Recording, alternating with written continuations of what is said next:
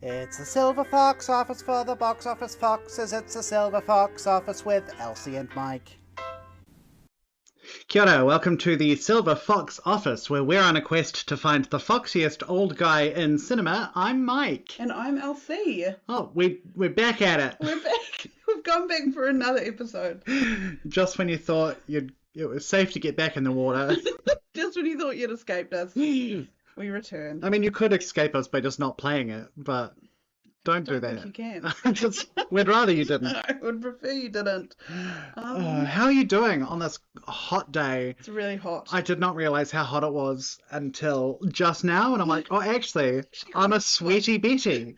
I feel like it's a common theme. Maybe it's just the summer episodes. Maybe. The winter episodes, we promise we'll stop talking about how sweaty we are. But the Lego room is also a hot room. It does tend to be warm in here. It's quite a warm room. Because the cats aren't allowed in here, because I've also got peace lilies and things in here that are toxic for them.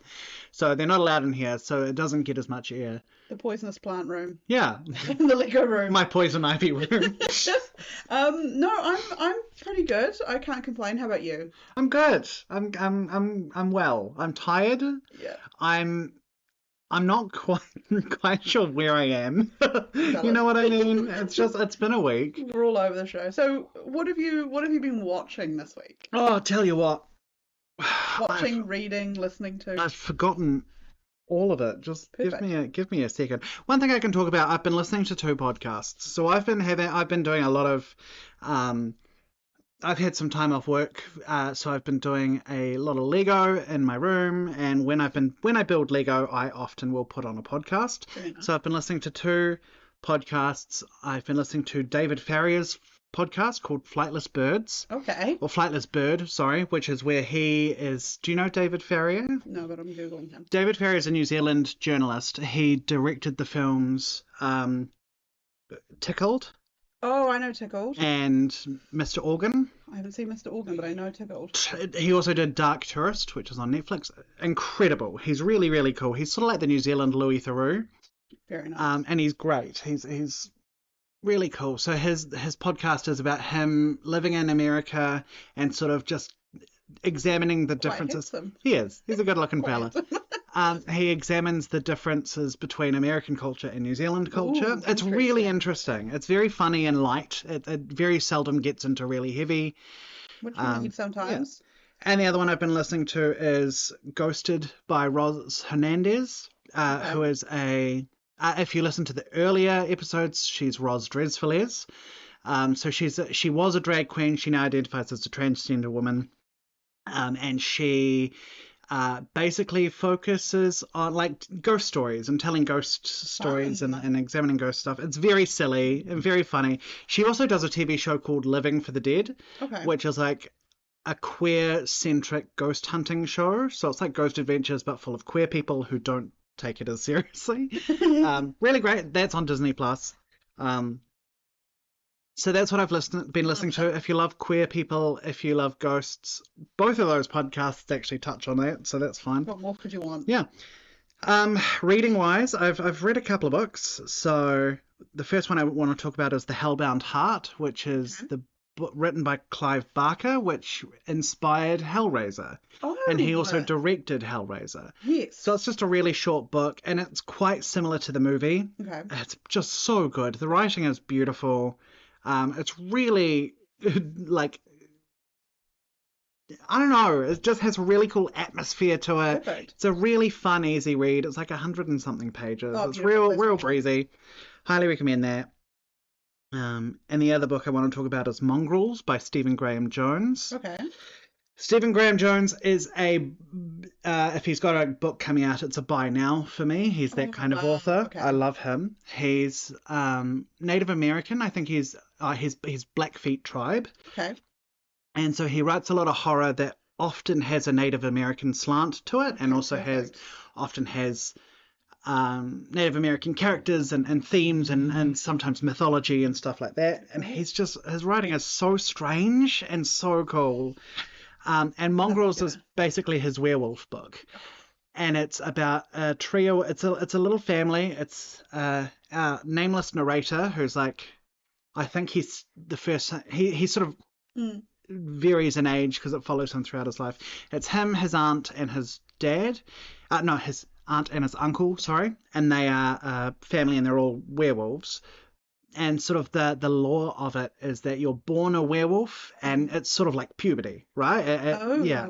So he, throughout the whole book, is waiting for the change. He hasn't actually changed yet. And it is so touching, so beautiful. Fun. It's nominally a horror, but I wouldn't say it's particularly scary. Obviously, there are werewolves in it. So but it naturally falls into the horror category Yeah. for having werewolves, but it's more than that. It's so touching and emotionally driven and just Beautiful. beautiful. I really, really like it. And then on to movies. Couple of things to talk about. I've been continuing on with my Bond Mm-hmm. films, so I've Still watched. enjoying yourself? Yeah. I watched You Only Live Twice and On Her Majesty's Secret Service, which is the first non-Sean Connery Bond. It's one of my favourites. I was expecting it to be dreadful, and I had so much fun with that one. It's a really fun one. I love On Her Majesty's Secret Service. I thought George Lazenby was really good. Yeah, wasn't Sean Connery. And he was but like the fact that it actually made James Bond have emotions Yeah. and an arc was He's like really an cool. actual person outside of being a secret agent. Yeah. Diana Rigg, incredible. Yeah. I love Diana Rigg. Diana Rigg is just Diana incredible. Yeah. No, I had a lot of fun. It's a great film. And I also watched House of the Long Shadows from 1983. Okay. I do not know what that is. I'm going to say three names. Okay. Peter Cushing, Vincent Price, Christopher Lee. All three are in it. Did you go to sleep one night and project this film? No, because Halle Berry wasn't in it. Neither was Patti LuPone.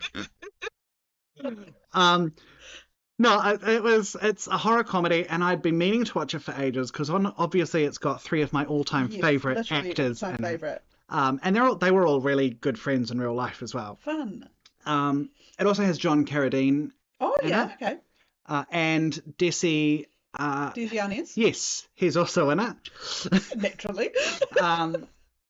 And it's basically Desi Arnaz plays a writer who makes a bet with his publisher that he could write a Wuthering Heights level book in 24 hours. Wow. So he goes to this abandoned mansion in Wales for the atmosphere. Absolutely. And then the only place to go. And then people just start turning up.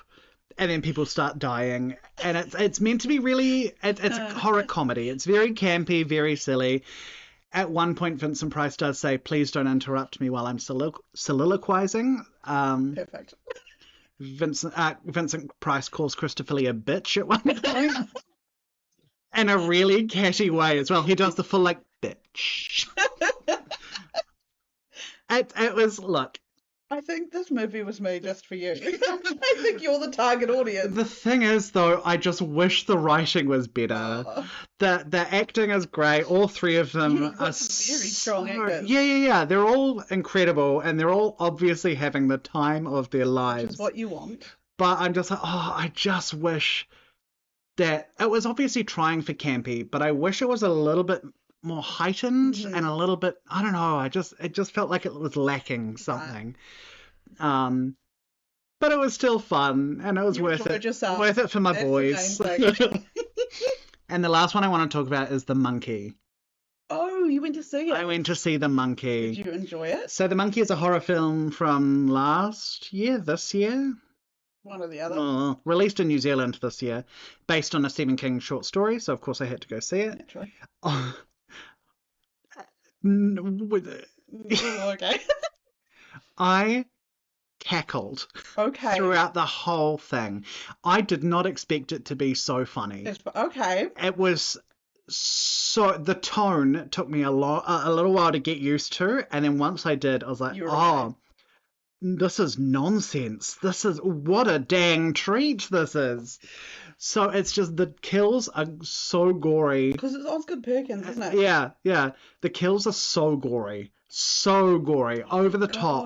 God. It almost So bad. it almost felt like a Final Destination movie in a way. It was just so, but a Final Destination movie that was going for comedy Okay. rather than scares. It was so funny.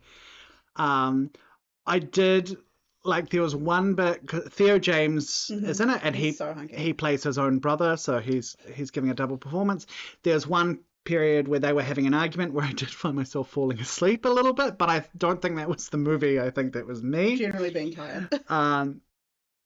But honestly, if you like silly horror movies, if you like gory kills, you'll love it. It's just go in, turn your brain off a little bit. I've been thinking of seeing it, and I have been meaning to do it, but I think I will after hearing this review of it. Oh my god, there's this one character who's in a relatively small scene who is a real estate agent, and she is just so perky and so she meets Theo James and gives him her card, and then she meets his 15-year-old son and also gives him her card, and he's like, I don't need that, I'm 15.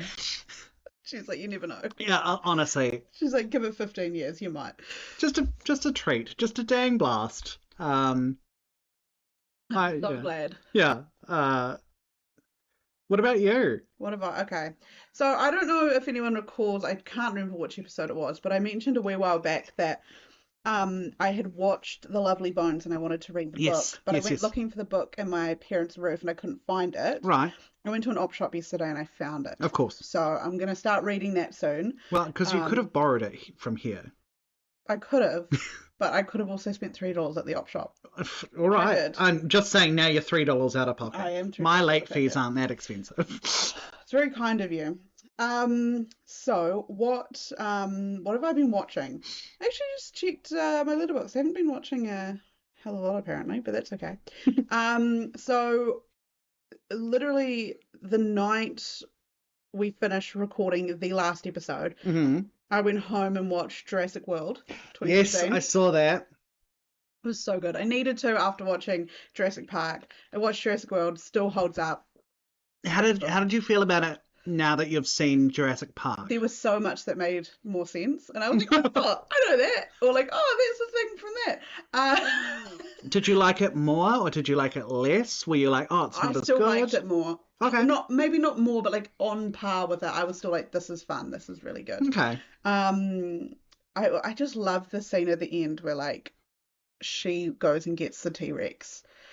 That's where she's running in her heels. Yeah. A lot of people hated that, and I was just like, no, it's fun. This is so silly. The T-Rex with the frickin' flare, which made so much more sense when like what's his name, Jeff Goldblum gets the flare out and he's like leading it there. Yes, so I loved it.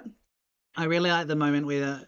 No, I don't like it. I hate the moment. I feel sad when the secretary is attacked by the pterodactyls. And she gets eaten by the thingy. The mosasaur. She gets such a rough death, and it's like she gets a death that you would expect a minor villain to have, and she doesn't really do anything wrong. She just is not a very good babysitter, also, but that's all. Job. No. Also, my least favourite part is when one of the pterodactyls picks up the baby Triceratops by the saddle and then drops him 0.5 millimeter from the ground. So minor, but it always makes me so sad. But the Triceratops is okay. Yeah, the Triceratops is fine, but it gets dropped like 0.5 millimeter onto the ground. So sad. Yeah, it's devastating. I'm sorry for your loss. Then I also, shortly after that, I watched the film from 2024, Lisa Frankenstein. Oh, I want to watch it. I've heard mixed things. Really? It was so fun. It was so great. Silly. It was very camp. So it's directed by Robin Williams' daughter, Zelda Williams. Yes. And I believe her directorial debut, and it was written by Diablo Cody, who wrote Juno. So... And Jennifer's Body.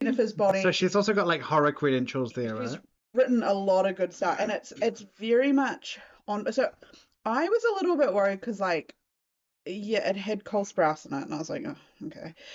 What's wrong with him? Do we know? He's just really pretentious. Oh right. Like he went on the podcast, not to say off another podcast, but he went on the podcast Call Her Daddy. Okay.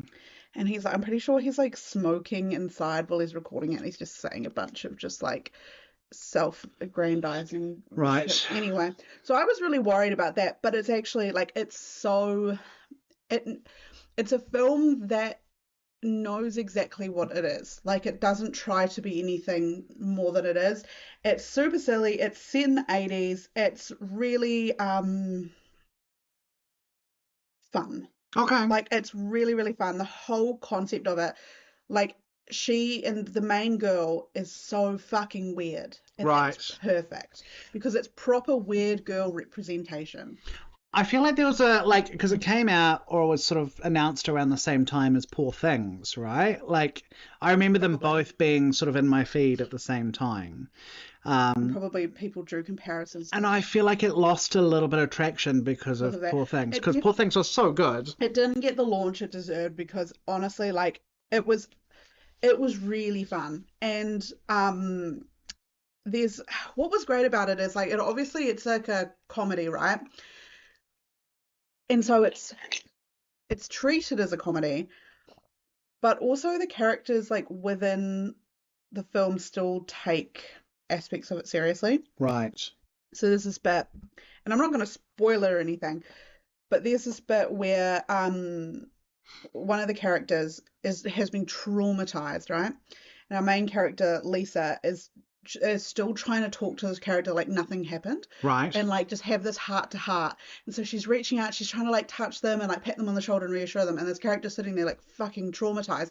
And it was so well done because like we're watching this as a comedy being like, oh, that thing that happened was really funny. But like the character within the film, it's still a traumatizing Yeah. moment. So it did have those kind of more realistic aspects. But as a whole, super silly, super fun, and really, really weird.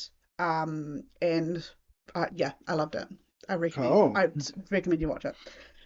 And then I watched not a movie, TV series. I watched American Murder, Gabby Petito. Oh, yes, I watched that as well. Netflix.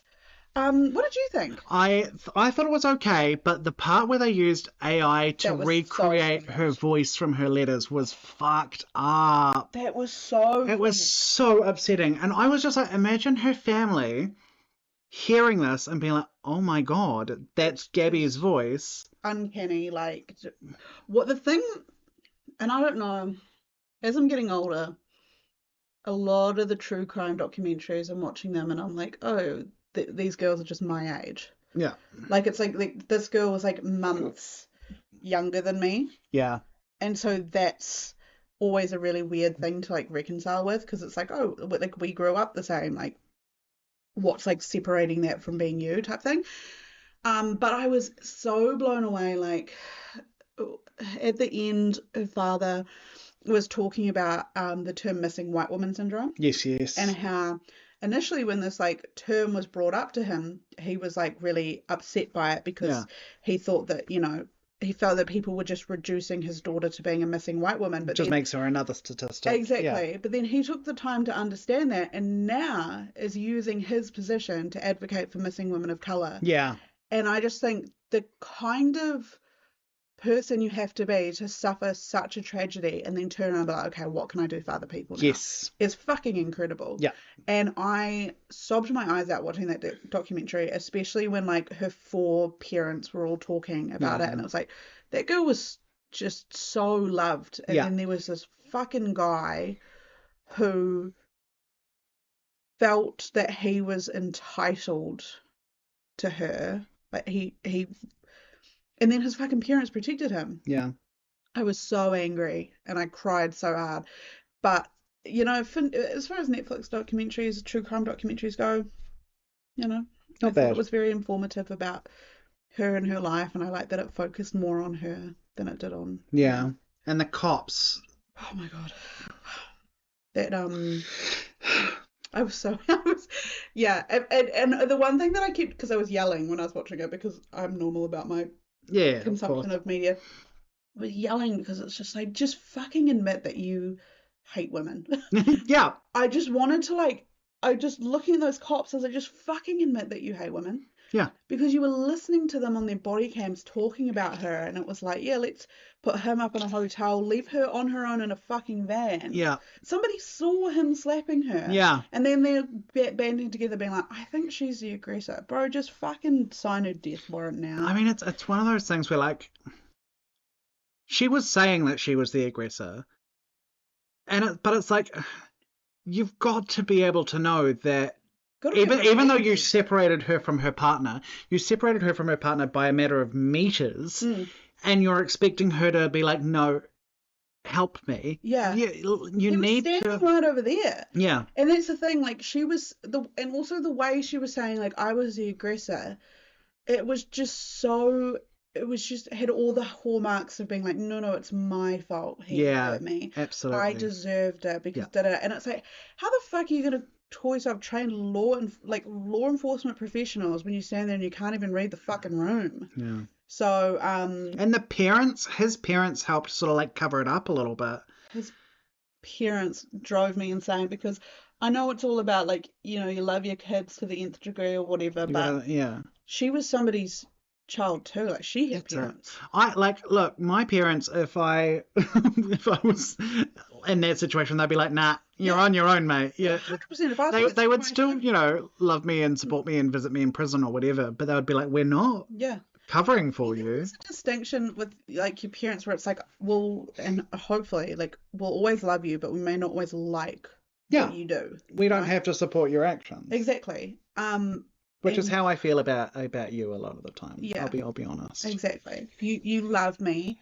But then I see what you're wearing. You see that I'm wearing a Beavis and Butthead t-shirt. You come into my house. You hear the way that I speak about these old men and you're like, I can't support that. Look, you're on your own.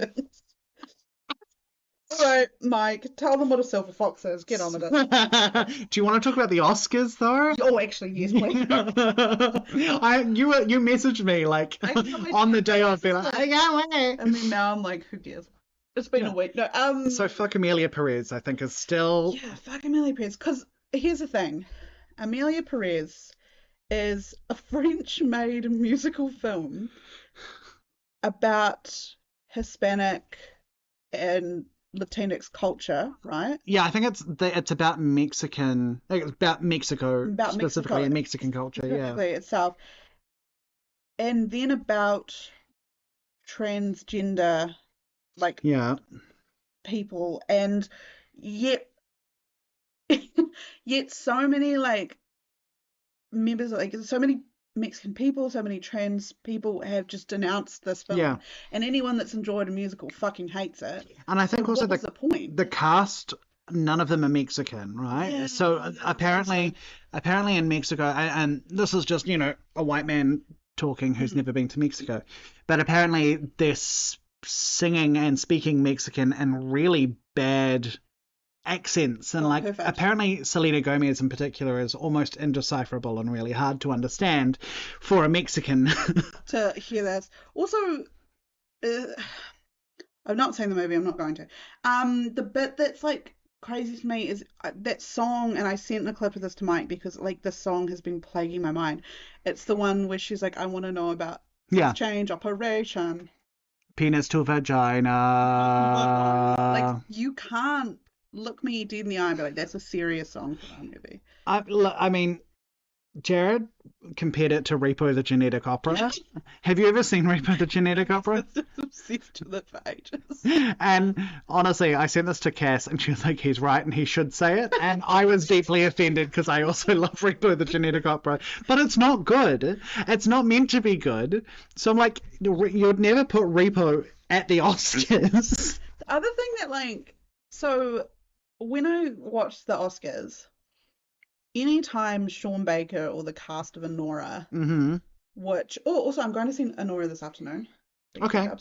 I've heard it's good. I haven't seen it, but I will this afternoon. Can we just talk about though the fact that sorry, I'm interrupting you, but Mikey Madison winning the Best Actress Oscar over Demi Moore is literally the plot of The Substance. They planned it out. Every time a member of the cast of Anora or the crew won an award, there was they spoke up about the sex worker community. They were talking about how that the movie that they made relied on the voices of sex workers in order to be able to make it. And then also Sean Baker, director of Nora, did this awesome shout out getting people to go back to their local movie theatres, which I personally was a very big fan of. But then anytime anyone from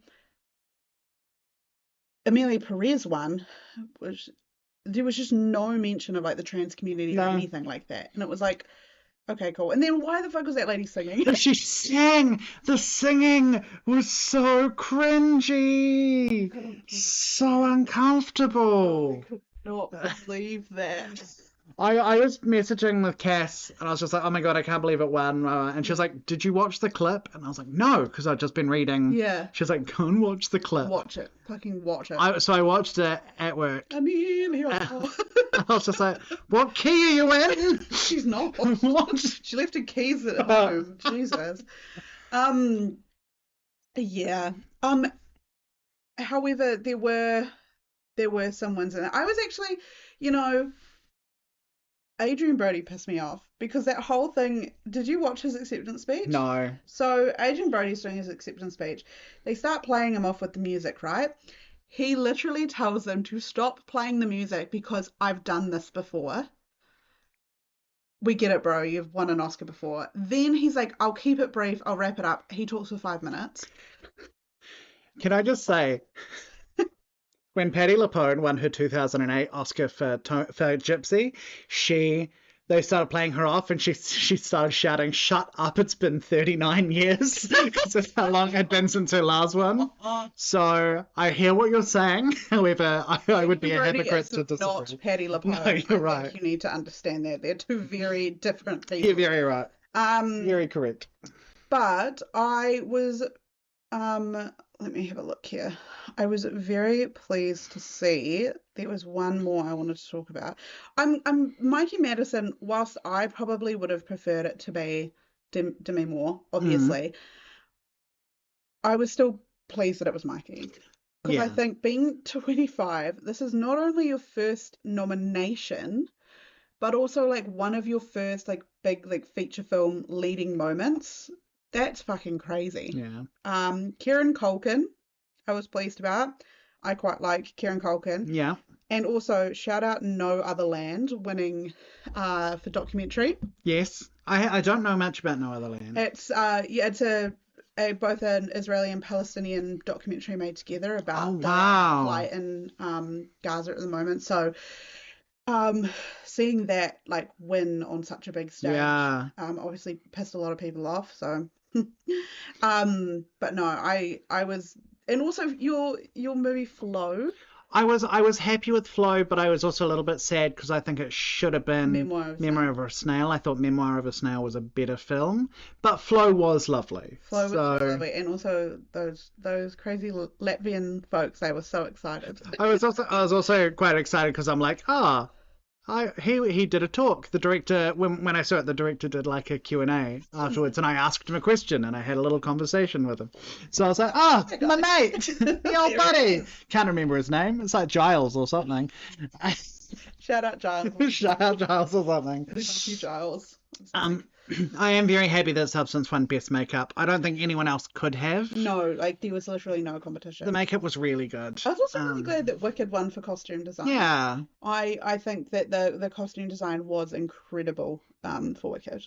I do feel like it's going to be one of those situations where in 10 years people will probably still be talking about Wicked, and the horror community will still be talking about The Substance. Yeah. I feel like Anora might be forgotten except for film buffs. And that is me saying it as someone who has not seen Anora. But you know how sometimes these films just win and then no one's talking about Power of the Dog.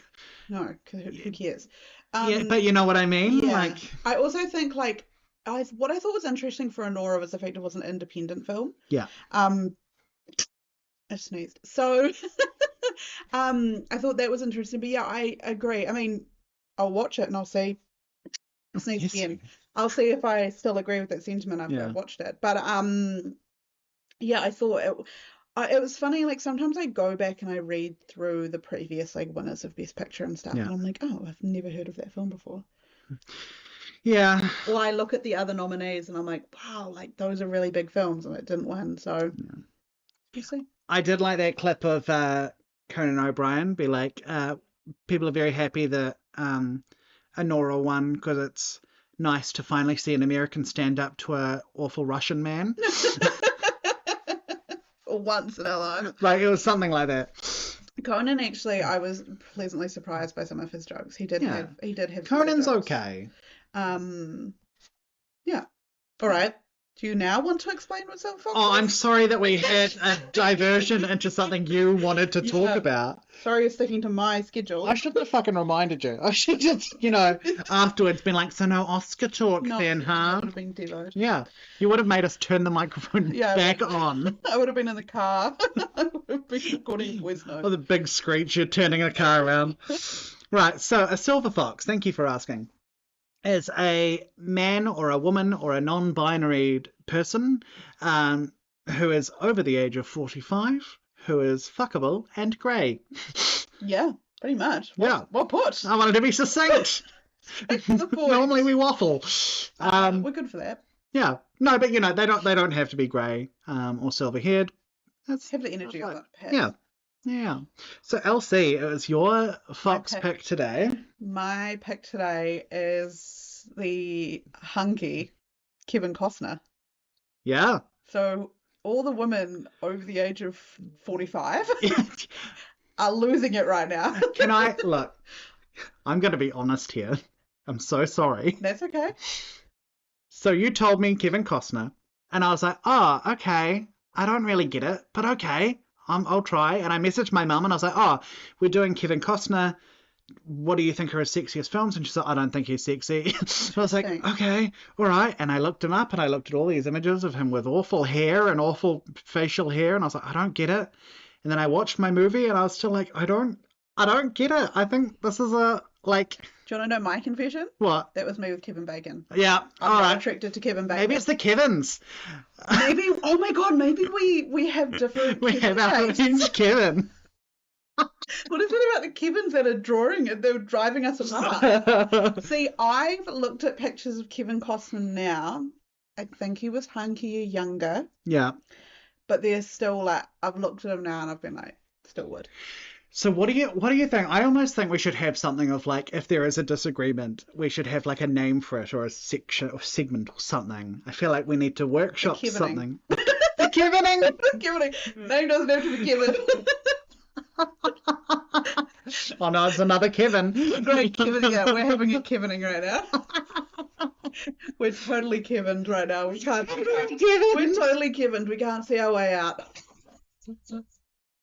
This is one big fat fucking Kevin.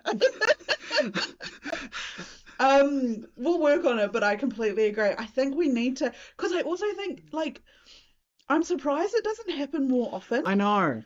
I'm also worried about because obviously if a guest picks a real dud, and we want to like support our guest and like build our guest up, but if someone comes in and they're like Johnny Depp, and we're gonna be like, oh the fuck, mate, what are you doing? Oh no. See, I wouldn't be able to be quiet about Johnny Depp. No. I feel like there are a few where I'd be able to like fudge my way through, because like I've said this tonight before and I think I said it on the podcast, like you give me long enough with anyone and I'll find them fuckable at some point. Like, and you were like, oh, Danny DeVito, and I was like, yep, would do. It would work, right? Like as long as they haven't committed like acts of like human rights violations, then so like we're never going to discuss Armie Hammer even when he becomes old enough. It's just not going to be a thing, right? Because I don't find that, he's just, he may physically be attractive, but he is repulsive. Can't do it. So I'm surprised it hasn't come up more often, but I like this. I like that because I do feel like generally you and I seem to have pretty aligned. We're aligned, in those old men. But I'm surprised that Kevin Costner was. Yeah. But you managed to find a film where you still thought... I still watched a film. Like, I mean, the good thing is it's, we're talking about the film where he's at his foxiest. Yes. Doesn't necessarily mean we still have to find him foxy. No, but it's whatever one you find. Exactly. So we will discuss what mine is in a bit, but because it's your... We'll start with mine. Fox, I think you need to start, So if anyone listened to our Susan Sarandon episode... Oh, my God, yeah. You will know that I watched a film called Bull Durham, which also has Kevin Costner in it. He was really, really sexy in that film. Right. So there was a very good chance it was just going to be my film for this, because Yes. I honestly do think You were rabid after that. right. I was on crazy mode, and it wasn't just because they had Tim Robbins wearing fucking a Garter belt, right? Like, that film changed me. Honestly, Elsie came down. I had to put a towel on the set. He had to lock the doors. I was barking. However, I was like, no, that's such an easy way out, right? Yes. So I forced myself to pick a different one. Yeah. And it's a film that I feel like it's crazy that it took me this long to watch it, but I watched The Bodyguard, 1992. Right. Yep. I haven't seen it. I obviously know the song, but even the song, I only know the chorus. I'll be honest. I went through the craziest experience of my life with this film. Are you ready? Okay. Okay. So I took notes. Oh, Jesus Christ. I took notes because I thought he was quite hunky in this. So I feel like a lot of people have heard of this film, but to give you the premise, Whitney Houston, God rest her soul, Yeah. plays a very talented singer. She's Yes. very famous, and somebody is trying to kill her. Yeah. So somebody is sending her like these crazy like letters with like magazine cutout like letters on it, and also like trying to blow her up and shoot her and shit like that. So Kevin Costner, retired or ex Secret Service agent, becomes her bodyguard, right? Right. I love the whole like bodyguard premise things. I love it in film, like I love it in story, like I love it in fan fiction. Yes. Right? Okay. I just think it's such a good trope. it's a great trope. Is it that you find it a sexy trope, Yes, or just an interesting trope? No, it's very sexy It's to just me, the because sexiness, yeah. what I love about it is it's always like tough guy, stoic man who fails to be stoic because there's just like this person that he's just like obsessed with, which is exactly what this film's about. So I wrote notes. This is what I wrote. Tough guy, but really nice to her kid. She's got a kid, and Kevin Costner is just like really kind to him. Kevin Costner tries to act unaffected by it all. He tries to be like, I don't even care. Probably could have left it at Kevin Costner tries to act. Wow. Oh my God, there's going to be a lot of 50-year-old women that are going to be out to get you. So one of the craziest moments is like there's like a little bit of tension between them at the start, like not like sexy tension, but just like tension, because she doesn't think she needs him. Mm-hmm. And she's going to bed and she looks out the window and she's got this massive mansion and she sees him over in his like quarters or whatever. And he's sitting up, he's got his blazer off, so he's wearing just like his white shirt and his fucking suit thing, and he's watching her music video and he's like leaning forward in the scene. He's like, ooh, like watching music video. And she's like, wow. Anyway, that actually sounds a bit creepy. The way you explain it. He's studying it. I'm now convinced that he's the killer. Well. Oh my God, what? No. Oh. So they're at this club because her fucking her publicist, I think he's a publicist, he sucks at his job. And Kevin Costner ends up having to carry her out of this dangerous situation. I've seen the image. And he's like punching people in the face and it's so stupid. Anyway, so there's this moment where her old bodyguard, for like no reason, tries to fight him in the kitchen, right? Right. And it's like such a random situation because like he's like trying to hit Kevin Costner and Kevin Costner's just like expertly like dodging and parrying like all the fucking hits. The movements that you are doing. You right actually are just. That's what he's doing. He's like doing the robot to get out of the way.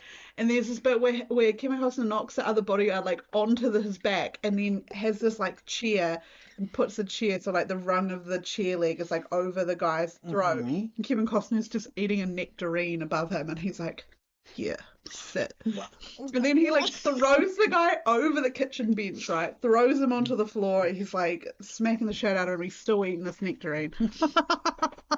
And at the end of the fight, he looks at him and he goes, I don't want to talk about this again. It was sexy, right? It was me after Jared refuses to pick up his clothes or something. Like, I don't want to talk about it again. So they also go on a date. Bad news, bad idea. To this bar. And they're dancing. She makes him slow dance, and he's still obviously like watching her sex, like while he's like dancing with her. And they're dancing to "I Will Always Love You," like the original like country version. The Dolly Parton one. Not the Dolly Parton one. Somebody else's cover, but like it's still the Dolly Parton one. version of that song is the best version of the song. So beautiful. Yeah. So spoiler alert. They sleep together once, right? Okay. Once. And he's like, never again. This can't happen again. Was she that bad? No, she throws a fit about it. She's like, and I'm like, I know it was good. I know it was crazy good. Because she's going like nuts on it. Like she's like, "Ah," and I was like, okay. Throwing it all away for the bodyguard. But So anyway, thank you for not acknowledging that. I refuse. So he takes her and her son and her sister to his dad's cabin, and this is what I've written, ass backwards nowhere. She says she's going to bed, so he walks her up the stairs to like go first, I guess, to make sure it's all clear upstairs. And as he's walking up the stairs, she's walking behind him and she's holding onto like the tail of like the bottom of his really lovely like cable knit sweater. Right. He's walking out, so that was quite sweet. These are the notes I've written. But this is what I need to talk about this movie. This movie fucked me up something wicked. Oh God. Her faces and her hands. So there's this wee guy. So Oh my God, sorry, I thought you meant Wii as in the gaming console. No. There's this Wii guy. there's this character from Wii. And there's this guy, and I'm gonna have to show you a picture of it because this guy gave me not one but two separate nightmares because Okay. he literally scared me so bad. And you're gonna see him and be like, what are you talking about? This guy scared me so fucking bad. He's just so It's a long looking. face. He's got a very long It's a face. very long and he face. keeps doing this in the movie. Oh. This wee guy, okay, he's I think you're going to need to put a photo of that on I'm gonna have Instagram. to put a photo of it. I'm It's gonna a have very to put a strange fucking face. trigger warning for it. So then I had to watch The Bodyguard in two parts because I I didn't fall asleep, but I needed to go to bed on Thursday night because I watched it Thursday and Friday. So Thursday night I had to go to bed. Thursday night I had a nightmare that somebody was also like living in the walls and the roof of my house What? when I was there. And the nightmare went on for ages. It was so fun. And it was this guy. What do they call that? Frogging. Frogging. I had a dream that this guy from The Bodyguard was frogging my house. Oh my God, that long face Yeah. peering out from behind a grate. Because there's a bit in The Bodyguard where they talk about the guy that's been leaving the letters, which is this guy. That's not actually a spoiler for the movie, but Okay. this long-faced guy has been leaving the letters. Why the long face? So long-faced. He breaks into her house, leaves a letter on her bed, and also like whacks off on her bed. Lovely, great. So I had a dream that that guy was doing that kind of shit in my house, right? Oh. So then I woke up and was like, that was really scary. Couldn't really go back to sleep. Mm. I'm kind of dozing in bed. I start hearing rattling, What? and I'm like, oh my God, it's him. It's Longface. He's here for me. Got a long face. It wasn't. It was an earthquake. Arguably worse. Anyway, so I was like, right, that was really awful. Friday, I finished watching the film, and I'm like, okay, we're all good. Friday night, I had another nightmare about Longface, except this time I found out that he was responsible for the United Healthcare shooting, and I exonerated Luigi Mangione by being able to prove that it was Longface. Except I was Longface, and he plagued me for 2 evenings. Oh my God. I did exonerate Luigi Mangione, which made me like a hero of the nation, of the world. But at the same time, it meant I had to confront Longface. And so, yeah, I had 2 separate nightmares about the odd little blonde guy from The Bodyguard. He does have a very long face. He has a weird face. I'm so sorry to the actor that plays him. I'm really sorry. It's not about you, but you actually scared the shit out of What if me. Oh, God. What if there was a movie about him directed by Osgood Perkins? And it's It would actually long face, long legs. You've heard of Long Legs, now get ready for Long Face. That movie would actually Just the probably longest man. put me in the grave. Like you know at the start of Long Legs where he like bends down, you see his face. Yes. If it was revealed to have been that guy's face, I actually think I would have had a heart attack. So when I tell you, I went through hell and back watching this film. And I never expected it because I was like, everyone talks about The Bodyguard, and Yeah. it's a really good film, and the soundtrack is literally the best-selling movie soundtrack Yeah. of all time. But that movie fucked me up. I was so scared, and I woke up like Friday morning in such a tiz because of that fucking nightmare and long face, and I literally have not been able to stop thinking about him. So yeah,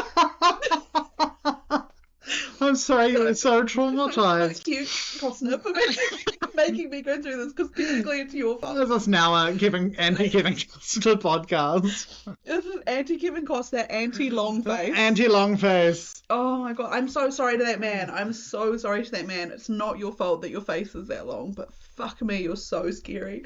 And it was just like, he also, his hair, he had this Princess Diana haircut, so, and like he kept popping up, like he wasn't a main character, but he'd keep popping up because there's like this bit at the end where like you see him in the crowd and he's just watching them, and I was like, I actually need this man to fuck off.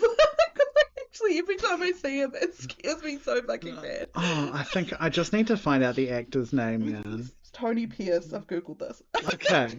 Tony Pierce. He kind of looks like Ethan Slater now.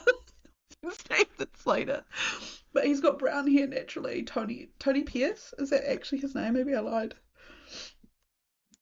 I can't breathe. I'm so scared. Tony Pierce. Tony Pierce. Oh, he was also in Dances with Wolves. Oh my god, he's obsessed with Kevin Costner. Yeah, and in Near Dark. He's got a podcast as well. It's called Here in LA, like here as in HEAR. Right. Apparently. He kind of looks like Ethan Slater to me. I'm actually so scared. What an odd thing. So normally we're showing each other pictures of our naked fox, but this you're just showing me a man with a horribly long face. Oh my god, he's so scary to me. I also can't explain it. When I was a child, I had an irrational fear of Michael Jackson, and now I've got an irrational fear of fucking long face from the bloody book. Oh my god, like, my nose is running. Like, I'm so scared. There's something about him. I actually can't stand to look at him. Oh my god. I can't stand to look at him. I I'm can't. talking like a vampire. I can't stand I to can't cast my bear gaze it. upon him.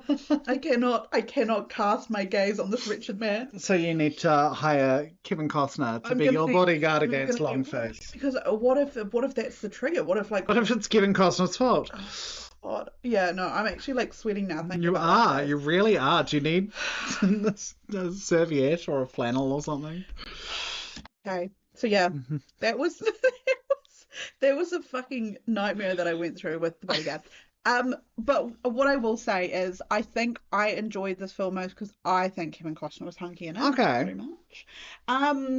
But also because, like, as I said, I love just that whole bodyguard trope of like Yes. stoic man trying to stay grumpy and like hardened and disconnected from everything else and like unaffected, and then there's just like this really attractive person. He's like, fuck.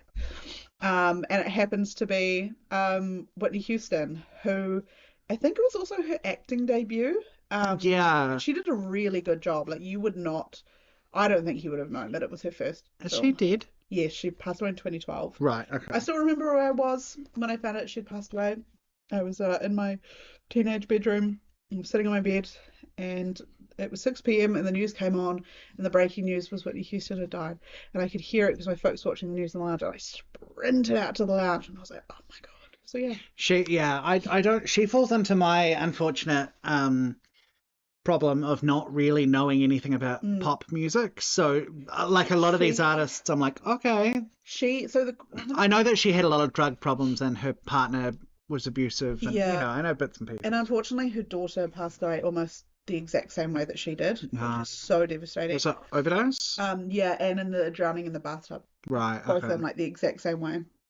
The crazy thing about Whitney Houston and also the soundtrack from The Bodyguard is if you know any of like Whitney Houston's like biggest hits, majority of them are from that soundtrack. Right. Like, it's not in the soundtrack of the Bodyguard, it's not just I Will Always Love You, but it's also I Have Nothing, which is like one of her big, like, she had Was she I Want to Dance with Somebody? Is that yes, her? that's her. I think I know 2 of her songs. She had a historic run of like popular like hits. Right. She also held for a really long time, I think the record for like longest run at #1 until Adele knocked her off with like 21. Right. So if you think about like when she was most popular to when Adele was, that whole period of time, it was Whitney Houston. Okay. She That's had a long time, yeah. she had a historic run of hits. Like she was Mariah Carey level, if not like higher level. I also couldn't name too many Mariah Carey songs. Wow. One time Cass asked me, I think she was like, are there any non-musical theatre artists that you like? And I said, yes, Evanescence and Yep. Billie Holiday. What more could you do? I actually realized I listen to a lot of my Spotify day lists. I love listening to day lists. Right. I don't have Spotify. Don't say that. Our podcast is our platform is Spotify. Oh my God. He's kidding. I am 1,000 years old. I have music. He listens to music on the gramophone. I have music on my computer that is manually transferred onto my SD card. He listens on an MP3 player the size of your I like drive. Pretty much. Honestly, I don't like ads. And I don't. Premium. No, because I don't want to have to pay when I can listen for free. Okay. Well, anyway, I listen to my Spotify day list because I love our podcast provider, Spotify. Our Spotify overlords. I have Spotify Premium. And your day list, basically, based on what you listen to at the different times of day, Spotify will make you a playlist based on music you like. So I listen to those a lot, and I kid you not, all of my playlists have the words like Laurel Canyon 70s in there somewhere. Okay. Like all of mine are like 60s to 70s Laurel Canyon. Sometimes, if it's late at night, it'll be like 80s. Yeah. And then the other morning, one came on and it was 40s jazz. Great. So you run the full gamut. Yeah. Sometimes very early in the morning, like when I drive to work. Your voice fellas went a bit Kermit the Frog there. Sometimes. Sometimes. Why are there so many songs about rainbows? Is that your Kermit impression? That's great. Yeah. The other one I did the other night, I did my Jennifer Coolidge impression. My sister and I went to see Seven at the movie theatre like a few weeks ago. And as we were leaving, I decided to do my Jennifer Coolidge impression, but for the like what's in the box monologue. Oh my God, do it. Hold on, I need to get into it. Wow. Hold on. God, you look like the 4th of July. Okay, so it's something like, wow, what's in the box? No, I can't do it. You've got share. I can't do it. I'm going to share. Wow, what's in the box? God, what's in the box? It's something like that. That's actually not bad. That did remind me, though, something I failed to mention in my What Have You Been Watching is White Lotus. White Lotus is back, baby. Lotus, but I'm only on season 1 because I've had to start from the very. I've never watched it before. Oh, White Lotus is probably one of my all-time favorite TV shows. Really good so far. So yeah, season 3 has just started. I think we're 3 episodes in.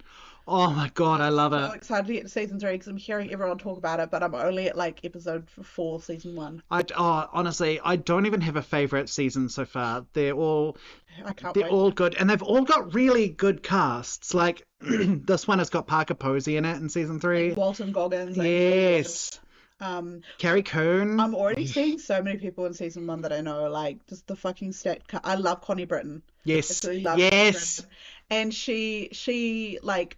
Because she's also in the movie The To-Do List, a 2013 Maggie Carey film I've talked about on here before. And she plays like quite a similar role of a mum that's like quite, well, she's definitely more like liberal in The To-Do List, but she often plays like a very similar character, and I just love that for her.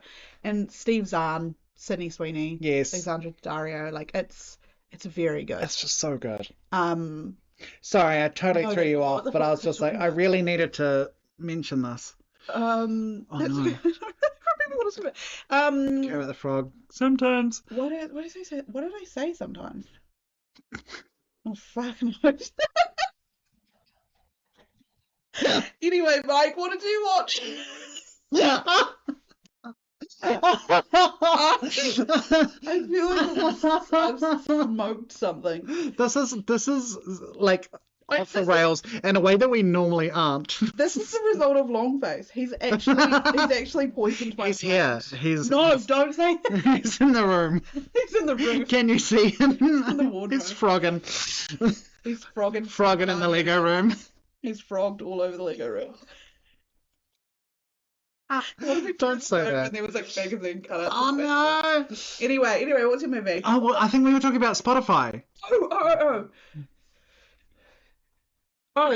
Sometimes, no, it's just shit because the story is just boring now. I was gonna say sometimes my Spotify daily says pop music on it.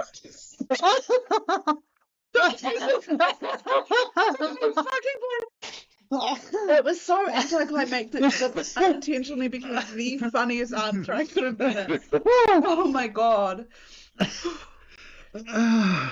Wow. As you guys can tell, I haven't been sleeping well. Do you think Kevin Costner's podcast Spotify started pop music? Kevin Costner, does your Spotify have pop music sometimes? Alexa, play Kevin Costner's Spotify. Oh my god, I can't breathe. Oh my god. It was so fucking good.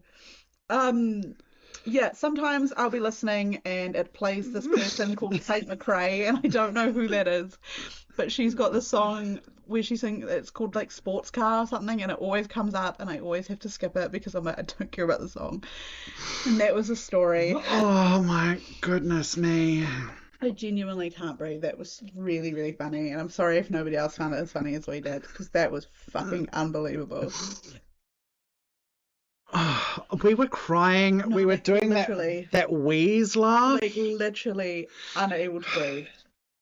Okay, Mike, can we get this back on track? What fucking movie did you watch? So, Jesus. Like I said, I struggled with this. So I do have one honorable mention, so I won't talk about that now. But I looked at like Dances with Wolves because I was like, because I went into it, I was like, okay, he's not sexy to me, so maybe I could use this as a chance to tick off some films that I hadn't seen of his. So I was like, Dances with Wolves, I've never seen that. And then I looked at it and he has that awful handlebar mustache, and I was like, I just can't. I just cannot. So then I thought Robin Hood, Prince of Thieves, which I think I had seen when I was a kid. And I looked at him and I was like, he's very jowly. It doesn't do anything. His face doesn't do anything. I think he needs facial hair in that. Yeah. Like, it's weird. And then I thought The Bodyguard, and I was like, oh. Careful, you'll have nightmares. Yeah, well, that's, I was like, long face. I just can't. And then I saw one called The Untouchables. Okay. So I watched The Untouchables. And what did you think? The Untouchables is a film about... Definitely a film. It's a film. It's about... Kevin Costner plays Elliot Ness, who works for like the FBI, and he's chasing down Al Capone, who is played by Robert De Niro, and Robert De Niro. We're very normal about. Yeah, absolutely normal. Did not send lots of lascivious messages to each other about Robert De Niro the other day. Yeah, so it's basically about him chasing him down as a bootlegger, trying to stop the bootlegging because it's prohibition times. And I realized halfway through, I was like, why does this feel familiar? This feels so familiar. Halfway through, I was like, oh, The Simpsons parodied this. Yes. There's a whole episode literally where The Simpsons parodied it. Fun movie. Yeah. Like 2 hours. And it's a movie I don't... Hang on. Sorry, It's okay, I sneezed twice, so you're allowed to have 2 coughs. It's a laughing fit, just really... It really fucked us up. You had to be there. Mike's enormous drink bottle. Which is full of ice. You can't see it, but it's literally immense. It is, it's huge. Right, so... it's not the sort of film I normally go for. I don't normally go for that crime kind of Godfather kind of vibe. It's very much a dad movie for me. Such a dad film. And it's not a film that normally piques my interest. So I went into it a bit begrudgingly and like, oh, it's fine. And I had a real good time. Perfect. My problem was my favourite review of this movie on Letterboxd by a profile called Zara. Shout out Zara. Yeah. And the review just says, has Kevin Costner ever been interesting in his entire life? So it is, I went into this for Kevin Costner and he was very boring and I did not think he was a very good actor in it. And he's surrounded by Robert De Niro and Incredible Sean actors. Connery, Andy Garcia, like really good Mm-hmm. actors who are also interesting and charismatic to watch. And because I don't find Kevin Costner interesting or charismatic. He's overly charismatic because even the films that I've seen him in, whilst I find him physically attractive, like I don't know if he's a good charismatic. actor. I don't, just based on this one film, because I don't know a lot of his yeah, I was like, I don't know if he's actually any good. I've definitely seen him in some where I've been like, he's a good actor there, but I wouldn't say he's like. I think it's also tough that he usually seems to be in films with other really good actors, Yeah. so it really highlights. And he's also kind of like the straight man. Like he never gets to play different characters. No. There was this incredible scene. It's also, this film's directed by Brian De Palma, so there's obviously a lot of like stylistic flourishes and stuff. And there is this incredible scene, which is really famous and which I had sort of seen before and didn't realize it was part of this, where there's this big shootout in a bank while a baby carriage is falling down the stairs. Yes. Yeah. Really cool. Iconic. Just so silly, so over the top, but really cool. What you want. Yeah. Especially in a bank shootout. Yeah, there's a moment where they're like in Canada dressed as cowboys. I'm like, great. what else do you want? But What wouldn't you be? I mean, Robert De Niro is just incredible in that. Robert De Niro is insane. And I find Al Capone really interesting. Oh yeah. And Robert De Niro as Al Capone is such a good shout. So great. Perfect cast. Yeah. And Andy Garcia is so beautiful in this film. His eyelashes, they're like a camel's, Andy you know? Garcia's eyelashes. They're like camel eyelashes. They're just so You beautiful. should Google Andy Garcia's eyelashes. Hold on. I keep opening a new note because I keep forgetting where I am. Just make a note that says Andy Garcia eyelashes. Let's have a look. Yeah, Andy Garcia does have lovely eyelashes. Yeah. And just like, look at that. How... Wow. He looks like Steve. Who's Steve? He looks like Stanley Tucci there. Maybe that's why I like him. Looks like Stanley Tucci. Just he's so hot. Woof. So that's how I was watching it. I'm like, oh, Andy Garcia is so hot. Sean Connery is so charismatic. Robert De Niro is impeccable. Woof. Kevin Costner just got lost in it for me. So yeah. No, that's fair enough. And like I said, we don't No. always have to be on par with these things. And I had another film that I was going to watch, and I was just not motivated enough to put in the effort for Kevin Costner. You know what I mean? Like, it's just... I think I've discovered something about myself. You're not a Kevin I'm not Costner guy. not a Costner. I'm not... A Costner? Like accosting someone? Sure, anyway. Fucking hell. Does your playlist have pop music in it?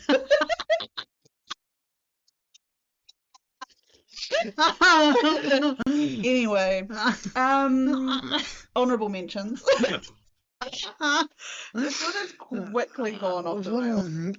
I was thinking during our Oscar talk, I was like, wow, we're really on it today. We're really professional. and then It's all falling apart. And we can trace this all back to Longface. That's what I'm absolutely, saying. it's literally cursed by Longface. the curse of the long face. This Our faces have gotten longer, this podcast is haunted by long face. just like my dreams. So, I feel like every episode we need to leave an offering for long face. we need to thank Steve Buscemi and we need to leave an offering for Longface. Maybe it's because we haven't mentioned Steve Buscemi yet that we're being cursed. Maybe. Superstition. My honourable mention. Yes, please tell me. I've got to say Bull Durham. Like, I genuinely, Yeah. I loved Bull Durham. He was actually quite fun in that one, even though he was playing the stoic straight man. Yeah. Again. I think Susan Sarandon was charismatic enough to like bring him out of his shell and she funnily enough gave his character more depth than he did. Well, and that's just Susan Sarandon. I specifically did not watch Bull Durham because I was like, I know that Susan Sarandon is going to steal the show for me. Yeah, she does. I'm just going to be too distracted by how sexy she is to be able to focus on Kevin Costner. So Totally valid. So yeah, I'm gonna say my honorable mention is Bull Durham. Okay. How about you? Silverado, which is a Okay. cowboy westerny I love film. cowboys. I know very little about it. He looked okay in the picture, all dressed up in cowboy done, get up good. Cowboy done, get up good. That's the secret code. That's the secret code. If you want to open the secret door to the Lego room, you have to say cowboy get up done good. Cowboy done, get up good. A cowboy done get up good. That's Kevin Costner's famous line in Silverado. Yeah. He looks out across the plains and he goes, cowboy done get up good. So, good God. Yeah. So that's my honorary mention. That is the one I was going to watch. I had it ready on my USB stick to watch, and then I was just like, I can't be bothered, so fuck it. yeah. So that's valid. That's it. To be honest, like I'm leaving it at Bull Durham because I'm a little bit scared to watch any more Kevin Costner films after this because I worry that he's the catalyst. Waterworld looked interesting, but he does not look sexy in it. No. But it looked like it could be fun and interesting, but so time for Fox Facts. Fox Which Facts. is where we find facts about the fox and we talk about them. Let's see if we can make him a bit more interesting. I have one straight off the bat. Oh, great. So, for those that have heard Whitney Houston's famous cover of I Will Always Love You, know that it starts a cappella, and then by like kind of I think the second verse or whatever, it like the music comes in. It was actually Kevin Costner's idea for Whitney to start I Will Always Love You a cappella. Wow. Because also he was the one that brought her into the film. Like there was a lot of different people that they wanted for the bodyguard, and I think he was executive producer or something like that, and he was like, it should be Whitney Houston.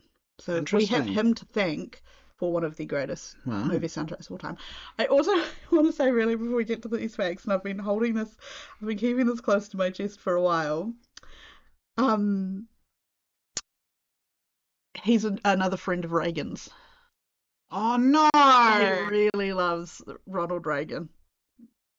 So maybe that's why we're having a tough time with him, because we're so haunted by Ronald Reagan. He's not someone I care about.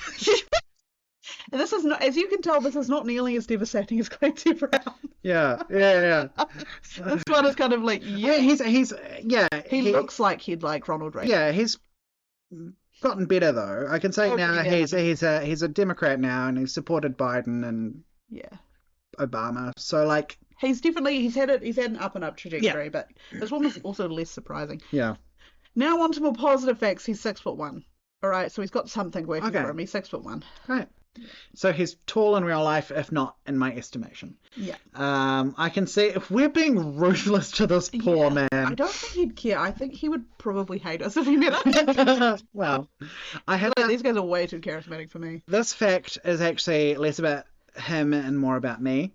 He spoke at the funeral of Whitney Houston on February 18th, 2012, which in New Zealand would have been the 19th of February, which would have been my 21st birthday. So technically he spoke at your 21st birthday. Technically he spoke at my 21st. I asked him not to. I was like, please, sir. I don't care. Please. No, I read that wrong. I think I was about to get really excited. He turned down the role of Bill in Quentin Tarantino's Kill Bill. Oh. So he could direct something called Open Range. Oh. So arguably he obviously made the better choice because everyone's heard of Open Range. Yeah, well, Kill Bill. He once was a bus driver for tours to Star's Hollywood homes. I do know for a fact that if anyone's seen the film The Big Chill, I have not. It's got Jeff Goldblum, and I think I mentioned it in our Jeff Goldblum episode. Yes, I think you did. Kevin Costner plays the body, or the man whose funeral they all come back home for, and I'm pretty sure you only see his hand, if I remember correctly. Wow. But it's actually Kevin Costner. Probably one of his best performances.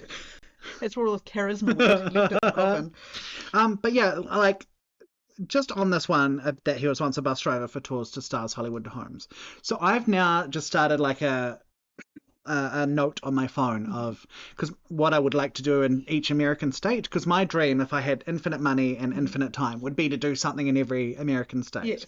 So I started a note, and on my California one, I was like, Hollywood homes. Would you do that? Like, it feels super tacky and invasive, but I'm like, I feel like you've got to do it. I don't know if I would because I'd be like, oh, cool, it's their house. True. But like, I could definitely see the appeal of doing it. I can just imagine them being like, right, this is Halle Berry's house, and I'll be like, You I'll just get start off here. screaming. I'll get off here. Halle Berry deals with intruders. My mugshot. This one's really going to tear your 90, Mike. It's gonna want. Tear your 90. Tear my 90. 90 torn.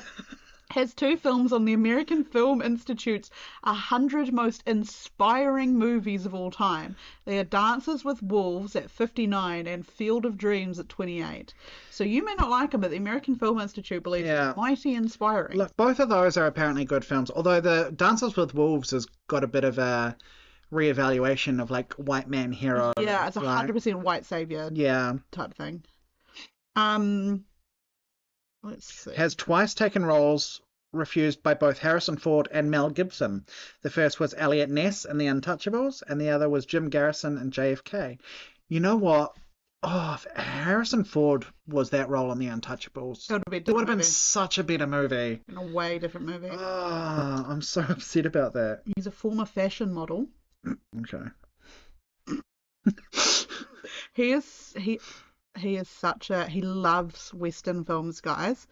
His favourite films are How the West Is Won, Cool Hand Luke, Giant, The Bridge on the River Kwai, The Great Escape, Hombre, The Searchers, The Man Who Shot Liberty Valance, Butch Cassidy and the Sundance Kid, and The Magnificent Seven. Oh. This man has a one specific... This is why he's in Yellowstone. Yeah. Just like obsessed with this. Okay, I'm unsure how to pronounce this word. I think it's Sioux. Sioux.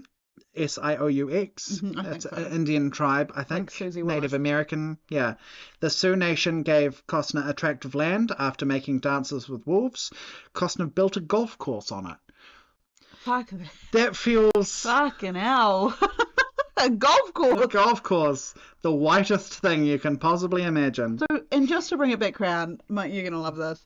His full frontal nude scene in For the Game of Love, For the Love of the Game, 1999, was reportedly deleted after being met with laughter at test screenings. He gets his kit off. No! Okay, I have to... Hang on, I'm looking You've gone on our favourite website. Kevin Costner right now. Kevin Costner on A to Z Nude Man. Not .com. sponsored, but could be. Naked. Okay, no, sorry. In between that, has done more baseball-themed films than any other actor. He loves 2 things: cowboys and baseballs. Don't get it twisted. I'm not finding any nude images here. I found a couple of doctored ones, but no. Oh, that's so sad. What a poor wee man. I mean, if you're doing a full frontal nudie scene and everyone's cackling at it, I'd be pretty devo. You'd be so upset. No, I can't find any. Rip. Well, it was deleted for a reason. Oh well. I mean, I was more doing that for you guys, more for anything. Yeah, I wanted to see it. Apparently he played golf several times with former President Ronald Reagan in the early 1990s. Like, of course he did. He was obsessed. His role in Bull Durham was originally written for Kurt Russell. So what I'm sensing is that he is constantly getting roles that people are like, you know who would be good at this? Anyone else. And then they cycle through a few people, and then eventually he ends up with the role. I don't know how long ago this fact was written. Oh no. But the longest he has gone without a Razzie nomination is 2 years. Oh. Between The Bodyguard and Wyatt Earp, which were filmed in 92 and 94 respectively. Oh. Oh, guy. Everyone's laughing at his willy, and he's getting Razzie nominations. He's clearly, look. I'm glad it's not just me. This is so funny. I feel crazy. This episode has made me crazy. Do you regret bringing Kevin Costner? No, this is probably the most fun I've ever had. This is a really fun episode. Oh my god. Oh god. Also, Kevin Costner would disagree. Kevin Costner is sitting at home with his headphones on, and he's like ripping the stuffing out of the armchair. He's having a proper cry. He's really. I'm gonna go play golf on reclaimed Native American land. Oh no. Because I'm that fucking guy. Try laugh at my willy now. Yeah. We all did. Anyway, it's time for our Punnett Square. Yeah. Does this fox fuck? No. Okay, well, we're going to describe it anyway. So it's a Punnett Square. I was just talking about Costner himself, because people would be too busy laughing. Sorry. The x-axis is knows what sex is, doesn't know what sex is, and then the y-axis is fucks, doesn't fuck. Yeah. And it doesn't even matter if they fuck in the film. It's just about the natural air, the energy about them. So I'm going to start with Frank Farmer from The Bodyguard. Mm-hmm. I'm torn between it. He definitely knows what sex is. Don't get me wrong. Right. I'm torn between this one because, like I said, he and Whitney Houston fuck once in that movie, and he's like, "This can't happen again," and she is like, she loses it, drapes down. She's like just fucking screaming and like slamming her hands against the wall. Like, so I'm like, it's got to be good. Like, it's got to be good. But also, at the same time, he's like he's just too rigid. He's just like, I'm here for my job and only. So it's like, does he even let himself like enjoy life long enough to fuck? Because like to fuck, it's not just like once. It's like, you know, it's like a mindset. Yeah, it's a lifestyle. It's a lifestyle. So I don't think he's fucking. But he knows what it is. He 100% knows what it is. Okay. He abstains from it though because he thinks it's going to give him mental fortitude. One of those. Yeah. How about Elliot Ness? So I should have even thought I'd ask. Is Elliot Ness fuck? So he does have a wife and child, which would lead you to believe yes, but I'm going to say he doesn't know what it is and he doesn't fuck. I'm going to say he's too busy hunting he's so obsessed with his job, and honestly, I can imagine just it being. Is there like a lavender marriage situation for asexual people? 100%. Do you know what I mean? Like he's just married because it's the thing. But yeah, he's not having it. All he cares about is the job and being as uninteresting as possible. Sorry to the soul, the ghost of Elliot Ness. Yeah, I'm not talking about the actual historic man Elliot Ness. I'm talking about Kevin Costner as Elliot Ness. Al Capone, however, he could. Morning, noon, and night. He could. I would. Morning, noon, and night. I'd give him an Al Capone. You know what I mean? Robert De Niro. Everyone was going crazy because he had a baby like 2 years ago, and everyone was like, "What the fuck?" Oh, did he? Old. Wow. He only just had a baby. Like I think it was like a year or. Is he in his 80s? Yeah. Yeah. Everyone's like, "How the fuck did this happen?" I know exactly how the fuck it happened. If I had ovaries, it would be happening again. If there was, I 100% would have had a baby with Robert De Niro. Yeah, why not? That man is so sexy. Except for the fact that he notoriously does not care for white women. He is 81. Yeah, there we go. He literally only dates women of colour. Oh, really? Interesting. All his children. Wow. All his children. And a comedian, I'm not sure the comedian's name, but he once said the only thing a white woman could give Robert De Niro is directions to a black woman. If you ever see Robert De Niro with a white woman, he's holding her for the police. Oh my god. I want Robert De Niro, but Robert De Niro does not want me. So I found a GIF. Oh, fucking hell. From a movie called 1900, which I looked up and it's like 5 hours long, so I shan't be watching it. Yeah, I was going to say, I'll watch it. But it's naked Robert De Niro, naked Gerard Depardieu, and a naked lady in between them. And she grabs Robert De Niro's hand and puts it on Gerard Depardieu's wiener. Gerard's Depardieu, you know? Because unfortunately he's like awful. Gerard Depardieu is like evil. Is he? Yeah, I'm pretty sure he's like a sex offender. Oh. And that's why he like does not leave France. Oh, I did not know that. Pretty sure there's like warrants out for his arrest or something like that. Oh. He's a terrible guy. But that gif. Yeah, Robert De Niro touched another man's penis. I loved it. It all started when Mike sent this one photo of Robert De Niro. Oh my god. And I started screaming and crying in the middle of the workplace. Yeah. Fell to my knees. I was howling at the moon. Yeah. Young Robert De Niro is a sight to behold. Like, we're going to have to post this photo on Instagram because, like... I think we should wait until we Do a Robert De Niro episode? Yeah, one day. One day we'll do it. Okay. Okay, Mike. Arguably it's the most exciting time. Yeah. It's time to talk about who our next Fox is. Oh my god. So obviously this was your choice. So that would theoretically make my choice next. But not this time. However, are we ready for me to play this recording? Yes. Kia ora koutou, this is Jamie Kane, and my silver fox is Rachel Weisz. My God. Kia ora koutou, Oh. this is Jamie Kane, and my silver fox is... Long face, I know it's you. Long face is causing us technical problems. Oh my God. Jamie Kane picking Rachel Weisz.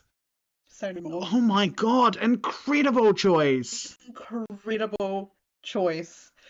I get to watch Lovely Bones again. No, I'm kidding. Finally a chance to have a sexy person from the Lovely Bones. I Oh my god. cannot wait. She's a bisexual queen. She right? is so fine. Jamie, that is a fantastic shout. They well have done. gone out of their way to pick one of the best options. Oh my I cannot god. wait to do research. I know. Have the time of My life. brain is just in overdrive. Oh, this is going to be good. Oh, I can't wait. I'm a happy boy. Okay. Thank you, Jamie. Thanks, We're very Jamie. excited to have Jamie on for our next episode. It's going to be goody. You're going to have to tune in. Yeah. Okay, so Mike, what is your letterbox username and what do you rate The Untouchables? It's a really boring title, right? It's Yeah. it's kind of forgettable. I had to have it on my letterbox ready so I could remember what it was. So my Instagram and my letterboxd, you can find me at the same place, One Hat Matter. That's ONEHATMADDER. And I am giving The Untouchables 3.5 stars. Oh, that's actually I enjoyed that's the for Robert film. De Niro. It's for everyone around Kevin Costner. It's a good film. I wouldn't say it was good. It was entertaining It's and fun. enjoyable. Yeah. What about you? What's No. your Instagram, your letterbox? My letterbox is Dixie Norma 69. Of course. DIXIENORMOUS 69. Your little hand movements. You know what? I am going to give this one a whopping, I'm going to say 3 stars, right? Nice. I remember what former guest on the podcast, Ed, Yes. said that like he has this kind of like ranking thing that he does with Yeah. films. He has a whole thing. And like 3 is, well, like 2.5 is what exactly middle. Like 3 is like just it's an okay film, right? And I'm giving it a 3. I don't think it was a bad film at all. I thought it was like pretty all right. I did enjoy it. I was fucking haunted by it. So you know what? There we have it. 3 stars. It should have been a -2 for old Oh, long face. long face, but here we are. We'll live. I have just seen a review on The Bodyguard from Logan. Shout out Logan, which just says, how the fuck did any of you tolerate this? So that might be you. No, maybe, Tolerating yeah. Logan. I'm just gonna follow Kevin Costner's all of his profiles and be like, boo. 'Tis me, the ghost of Longface. Long face, and I'm here to haunt you in this film. So, if you or Longface wants to get in touch with us, you Please can. do not get in touch with us, Longface. Longface, please leave me alone. I've seen enough of you. Our Instagram account is at the Silver Fox Office. And if you want to send us an email, like you want to suggest us a fox, you cannot suggest us Longface, but you can get us at the Silver Fox Office at gmail.com. Brilliant. So yeah, you can find us there. So And also give us a 5-star rating on things. You can rate on things, right? you can rate us on Spotify. People ask for that. Rate us on Spotify, our benevolent overlords. Give us a rating on Spotify. Ask them to put more pop music on my day list. And you can also rate on Apple Yes, of course you Podcasts and Podbean, maybe. Anywhere you can rate. Please, please. Hop on Podbean. Give us a fiver. Yeah, please rate and subscribe. And Being at long faced. I'm trying to do the publicist things here, and Elsie's just shitting all over me with her long face talk. Well, shout out to our man C. Buscemi. Love you, Steve. Please Love you so much. protect us from long face. Yeah, protect me from long face night. Visit me in my dreams. Long face won't. Yeah. Anyway, see ya. Bye.